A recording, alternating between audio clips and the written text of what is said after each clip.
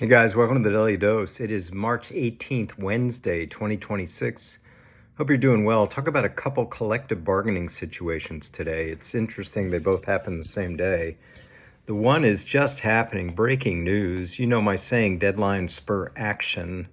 Well, the deadline's been extended a few times, but the Women's National Basketball Association, the WNBA, has come to an agreement in the middle of the night with the WNBA Players Association. This was a long and protracted collective bargaining agreement. It expired after last season, and you have the new season starting roughly in a month, so this had to get done. And it did. Deadline spur action. After several bargaining sessions, they came to an agreement. We don't know a lot of details, but here's a couple things we do know.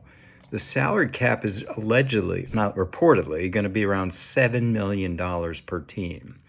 That's a lot. You know, when you think of where they've been, it was about $1.5 million last year. So that's going to go up to $7 million. There's going to be a supermax. If you hit all the necessary categories, you can get up to $1.4 million. That was about $250 last year. The average salary is reportedly going to be about $600,000. With the minimum over $300,000, last year's minimum was about $67,000. And the key number in all of this is the rev share. What do the players get? What do the owners get? Of course, the number was below 10% last year. Now it's 20%, reportedly, 20% of revenues. Now, a couple of ways to look at that. It's nowhere near the 48% the NFL gets, the 49 to 50% the NBA gets. The Major League Baseball doesn't have a cap. Hockey's in the high 40s. But it's new. You know, it's new. It's the WNBA. It's all relative to where they've been. The rev share from the past years have been minimal. It's got to be under 10%. So they're at 20%. Now, all this is reported. We'll find out a lot more about it. It has to be ratified, and we'll see where it goes. But labor pains have resulted in a CBA baby, I call it, CBA baby, between the WNBA and the WNBA Players Association. Good on them. The season will start on time. Moving to the NFLPA, there's no collective bargaining agreement necessary for a few more years, but the NFL wants to get going, start talking about an 18th game, maybe as soon as next season.